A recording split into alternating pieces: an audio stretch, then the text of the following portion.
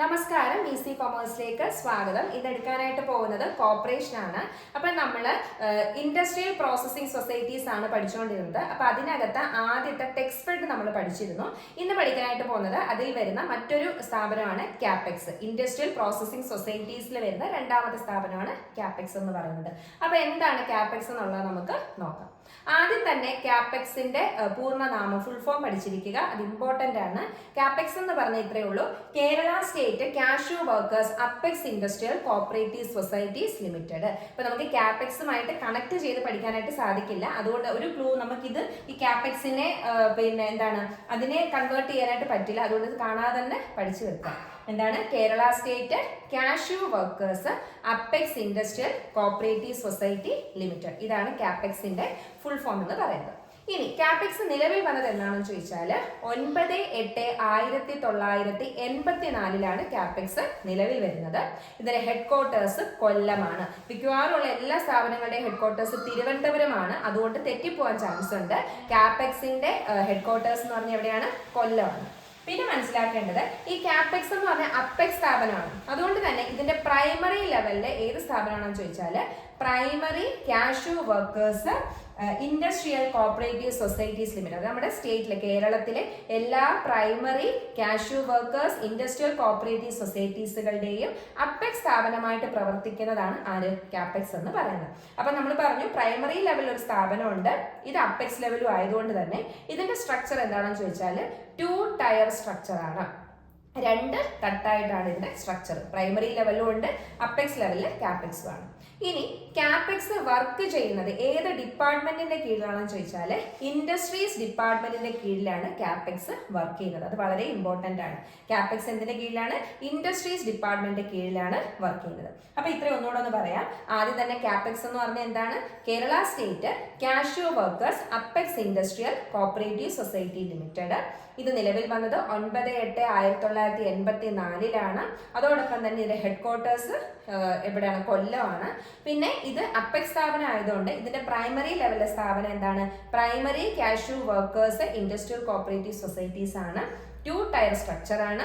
ഇത് working under industries department കീഴിലാണ് work ചെയ്യുന്നത്. ഇനി ക്യാപെക്സുമായി ബന്ധപ്പെട്ടുള്ള ബാക്കി കൂടുതൽ കാര്യങ്ങൾ എന്താണെന്ന് നോക്കാം. ഇനി പറയാനായിട്ട് പോകുന്നത് ക്യാപെക്സിന്റെ ഒബ്ജക്റ്റീവ് ആണ്. ഒബ്ജക്റ്റീവ്സ് മസ്റ്റ് ആയിട്ട് പഠിച്ചിരിക്കുക.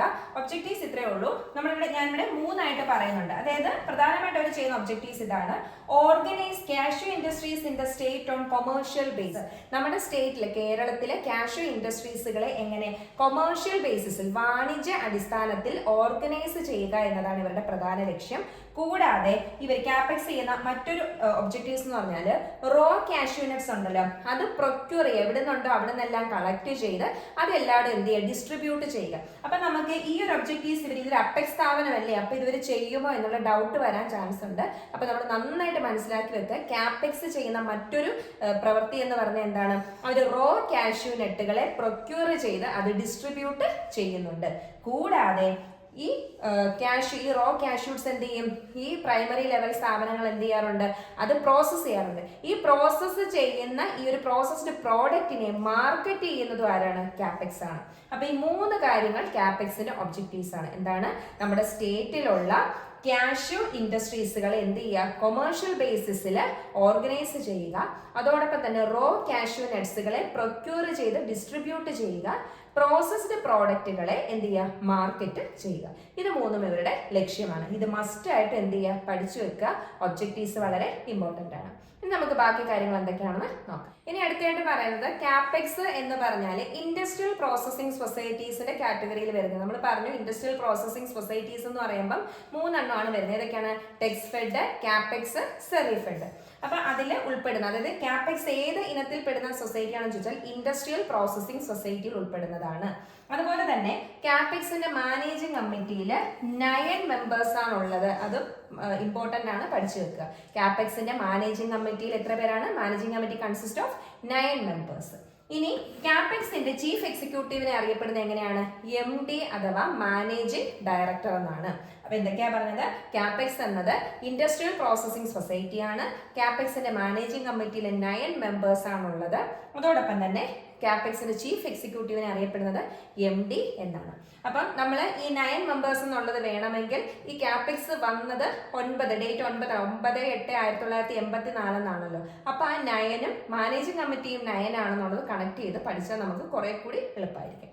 ഇനി നമുക്ക് കാപ്പെക്സുമായി ബന്ധപ്പെട്ട മറ്റു ചില ചെറിയ ഫാക്ട്സുകളൂടെ പഠിക്കാം. അതെന്തൊക്കെയാണെന്ന് നോക്കാം. ഇനി പറയുന്നത് കാപ്പെക്സ് നമ്മൾ പറഞ്ഞു റോ കാഷ്യൂ നട്ട്സുകൾ പ്രൊക്യൂർ ചെയ്യുന്നുണ്ടെന്ന് പറഞ്ഞു അല്ലെ. അപ്പൊ ഈ കാപ്പെക്സ് റോ കാഷ്യൂ നട്ട്സുകൾ പ്രൊക്യൂർ ചെയ്തിട്ട് ഈ നമ്മുടെ കാപ്പെക്സിനകത്ത് അഫിലിയേറ്റ് ചെയ്തിട്ടുള്ള പ്രൈമറി സൊസൈറ്റീസുകളുണ്ടല്ലോ, അവരിൽ എന്ത് ചെയ്യുന്നു? ഡിസ്ട്രിബ്യൂട്ട് ചെയ്യുന്നു, അവർക്ക് സപ്ലൈ ചെയ്യുന്നു. ഓക്കെ, അപ്പം എവിടെ നിന്നൊക്കെ റോ കാഷ്യൂ നട്ട്സ് ഉണ്ടോ അവിടെ നിന്നെല്ലാം ഈ റോ കാഷ്യൂ നട്ട്സുകൾ അക്യൂർ ചെയ്യുന്ന അല്ലെങ്കിൽ പ്രൊക്യൂർ ചെയ്യുന്നത് ആരാണ്?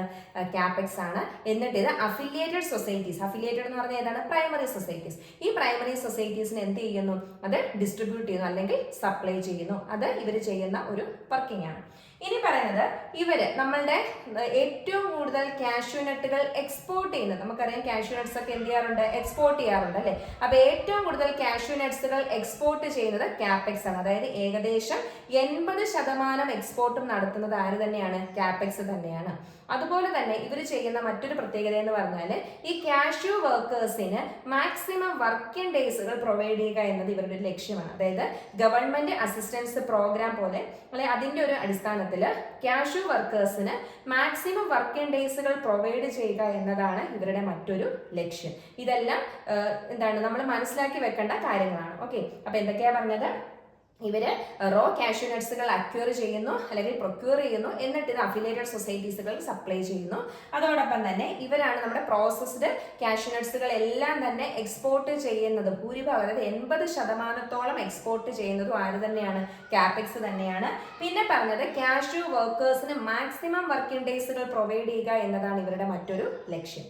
അപ്പം നമ്മൾ മനസ്സിലാക്കേണ്ടത് ഈ കാഷ്യൂ വർക്കേഴ്സ് എന്ന് പറഞ്ഞാൽ ഭൂരിഭാഗവും വുമണും അതുപോലെ തന്നെ ബാക്ക്വേർഡ് ഏരിയാസിൽ നിന്നുള്ള ആൾക്കാരുമാണ്. അപ്പൊ അവർക്ക് മാക്സിമം വർക്കിംഗ് ഡേയ്സ് പ്രൊവൈഡ് ചെയ്യുക എന്നത് തന്നെയാണ് ഇവരുടെ ലക്ഷ്യം. അപ്പൊ നോക്കിയേ, ഏകദേശം മോർ ദാൻ 90%, 90% കൂടുതൽ നമുക്ക് തന്നെ അറിയാം ഈ കാഷ്യൂ വർക്കേഴ്സ് എന്ന് പറഞ്ഞാൽ കൂടുതലും ആര് തന്നെയാണ്? സ്ത്രീകളാണ്. അപ്പം more than 90% of workers in Capex, കാപ്പെക്സിൽ 90% കൂടുതൽ ജോലിക്കാരും ആരൊക്കെയാണ്?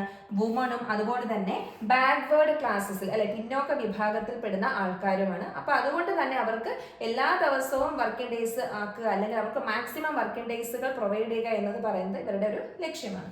പിന്നെ മനസ്സിലാക്കേണ്ടത് കാപ്പെക്സ് എന്ന് പറഞ്ഞാൽ നമ്മുടെ കോപ്പറേറ്റീവ് എൻറ്റിറ്റിയിൽ, അതായത് ഒരേ ഒരു കോപ്പറേറ്റീവ് എൻറ്റിറ്റിയാണ്. അതായത് നമ്മുടെ ഈ കാഷ്യൂ പ്രോസസ്സ് ചെയ്യുന്ന ആ ഒരു എന്താണ് കാഷ്യൂ പ്രോസസ്സിംഗ് സെക്ടറിൽ, നമ്മുടെ കേരളത്തിലെ കാഷ്യൂ പ്രോസസ്സിംഗ് സെക്ടറിൽ ഉള്ള ഒരേ ഒരു കോപ്പറേറ്റീവ് സ്ഥാപനം എന്ന് പറയുന്നത് ഏതാണ്?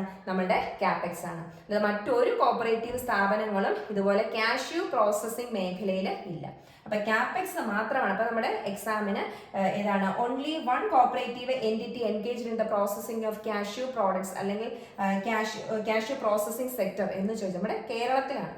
കേരളത്തിലെ കോപ്പറേറ്റീവ് മേഖലയിലുള്ള ഒരേ ഒരു സ്ഥാപനം എന്ന് പറയുന്നത് ആരാണ്? കാപ്പെക്സ് മാത്രമാണ്. അപ്പൊ ഇത്രയും ഉള്ളൂ കാപ്പെക്സ്. അപ്പൊ കാപ്പെക്സിനെ പറ്റിയിട്ട് പ്രധാനമായിട്ട് അറിഞ്ഞിരിക്കേണ്ട കാര്യങ്ങൾ മാത്രമേ പറഞ്ഞിട്ടുള്ളൂ. ആദ്യമായിട്ട് കാപ്പെക്സിന്റെ പൂർണ്ണനാമം അറിഞ്ഞിരിക്കുക. പിന്നെ കാപ്പെക്സ് നിലവിൽ വന്നത് 9/8/1984 ആണെന്ന് പറഞ്ഞു. ഏറ്റവും ഇമ്പോർട്ടന്റ് ആയിട്ട് പഠിക്കേണ്ട ഹെഡ്ക്വാർട്ടേഴ്സ് ആണ്. ഹെഡ്ക്വാർട്ടേഴ്സ് കൊല്ലമാണ്.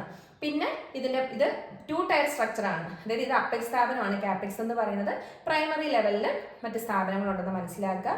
പിന്നെ ഇവരുടെ ഒബ്ജക്റ്റീവ്സ് മനസ്സിലാക്കി വെക്കുക.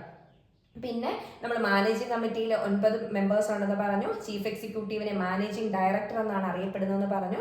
പിന്നെ കാപ്പെക്സുമായി ബന്ധപ്പെട്ടുള്ള മറ്റു ചില കാര്യങ്ങൾ നമ്മൾ പറഞ്ഞിരുന്നു. അപ്പൊ ഇത്രയും കാര്യങ്ങൾ വളരെ കുറച്ച് സമയം മാത്രമേ ഇതിനു വേണ്ടി ചെലവാക്കേണ്ടതായിട്ടുള്ളൂ. വളരെ കുറച്ച് കാര്യങ്ങളെ കാപ്പെക്സുമായി ബന്ധപ്പെട്ടിട്ട് പറഞ്ഞിട്ടുള്ളൂ. അപ്പൊ ഇത് നന്നായിട്ട് പഠിക്കാം. ഇത് നമുക്ക് ഇനി ഒരേ ഒരു ഇൻഡസ്ട്രിയൽ പ്രോസസ്സിംഗ് സൊസൈറ്റി ആണുള്ളത്, സെറിഫെഡ്. അത് നമുക്ക് മറ്റൊരു വീഡിയോയിലൂടെ കാണാം.